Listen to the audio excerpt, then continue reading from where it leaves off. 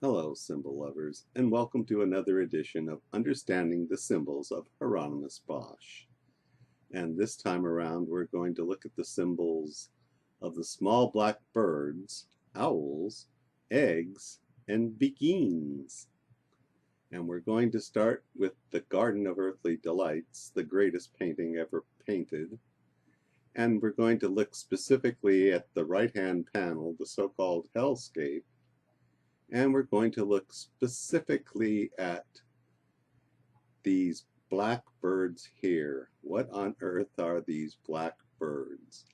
And we're going to figure out what the black birds are by using the 6 keys for understanding the symbols of Hieronymus Bosch.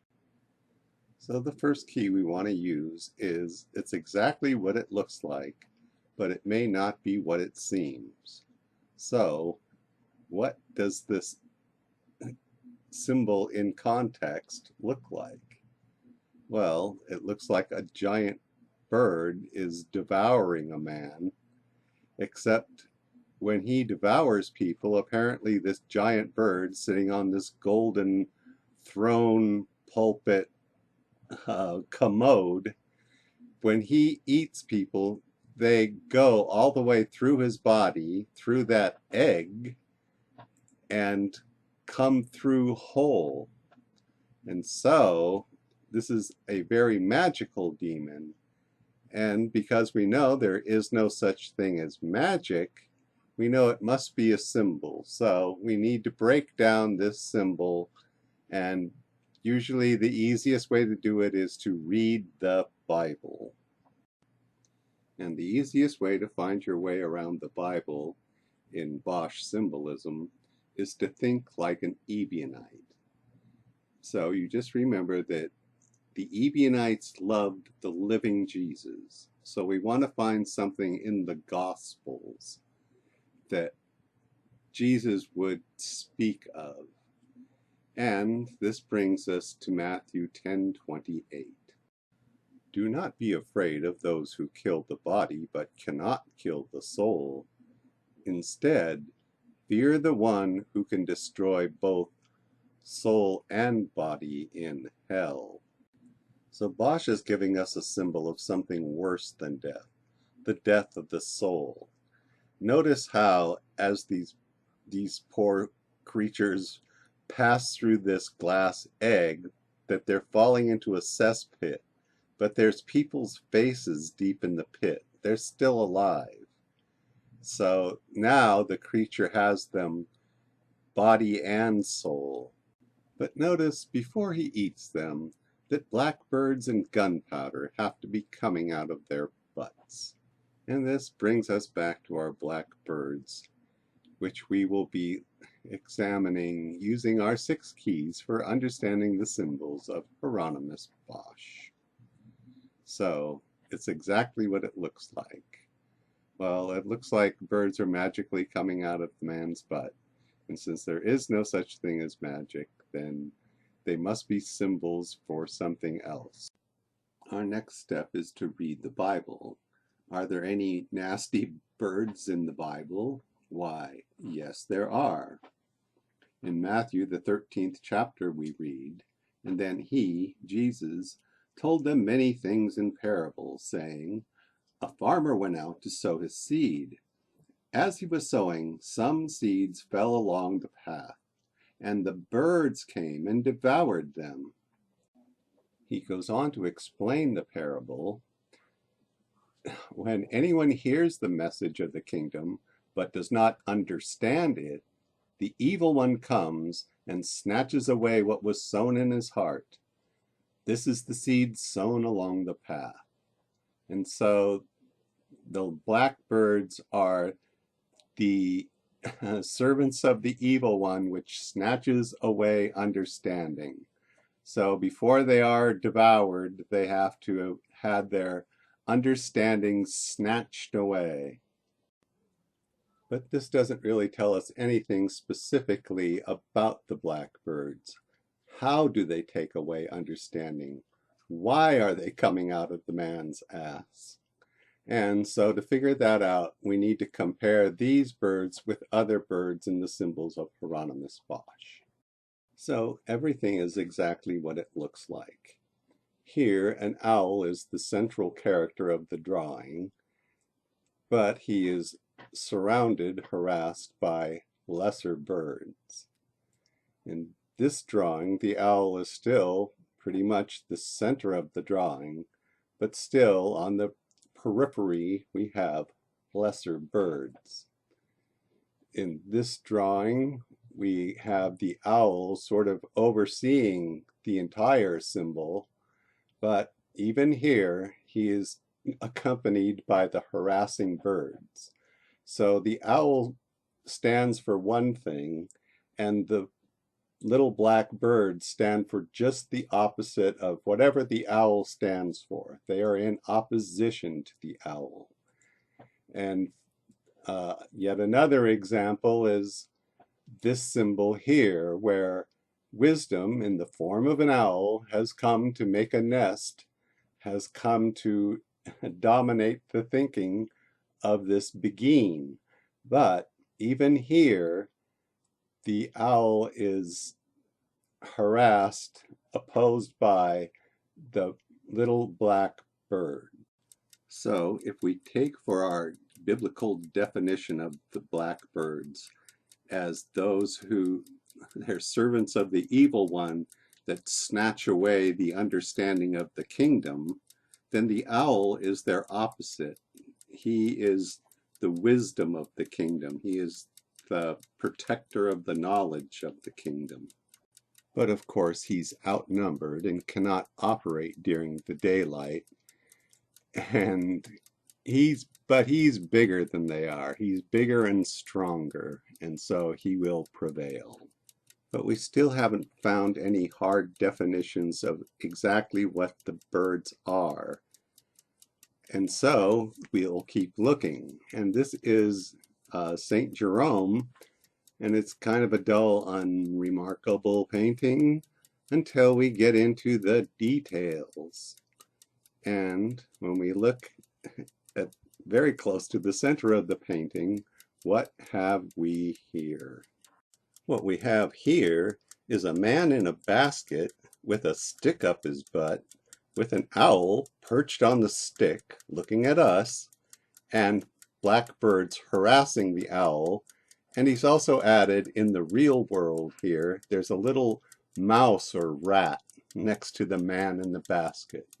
So we know who the man in the basket is because we read the Bible and because we think like Ebionites. So we know that Paul is the man in the basket and that he is a rather evil and violent man who is corrupting the message of the kingdom of God.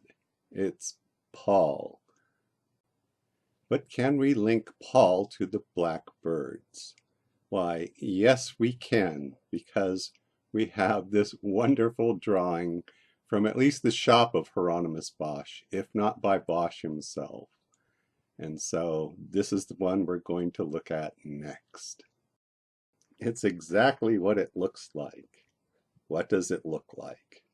It looks like a man with a mandolin is trying to bash the black birds, or in this case, the white birds, that are flying out of the butt of the man in the basket. And close by, there is a woman with tongs of some sort. And usually all through the images of Hieronymus Bosch, what you see is people carrying objects like that that are used for pulling things out of fires. But in this case, those nasty looking things look more like they're used to snip something or cut something, because we don't see any fire even hinted at here. And I think it might be a hint that she's wants to castrate the man in the basket who is unleashing all these birds in the world, and the birds are being chased and hunted down by babies. So, because we think like Ebionites and because we read the Bible, we know the man in the basket is Paul.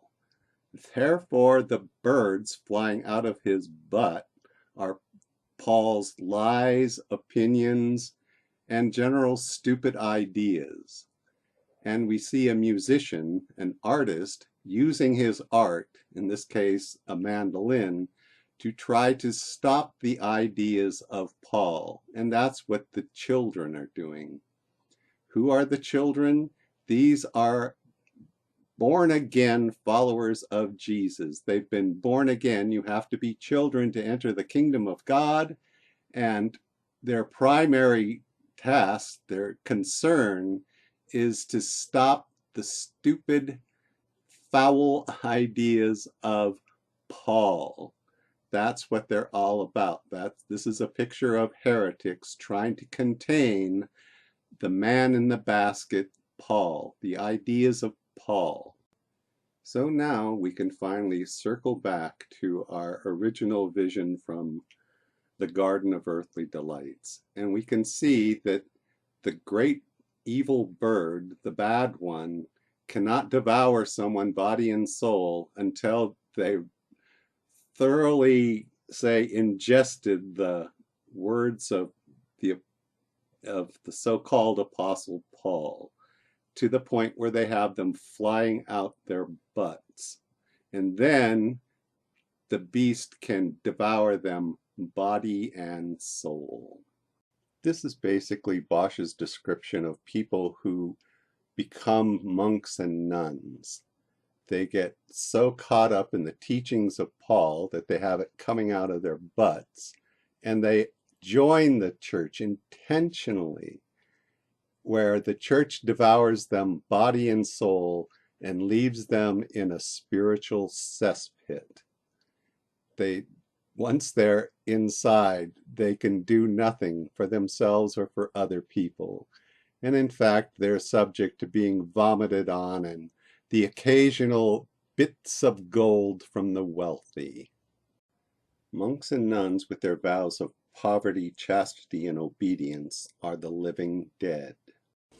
So if this is the fate of monks and nuns and those who embraced the teachings of Paul, who is this woman in the drawing that's definitely against the teachings of Paul? She is a Beguine. Beguines were unmarried women who lived in communes in town.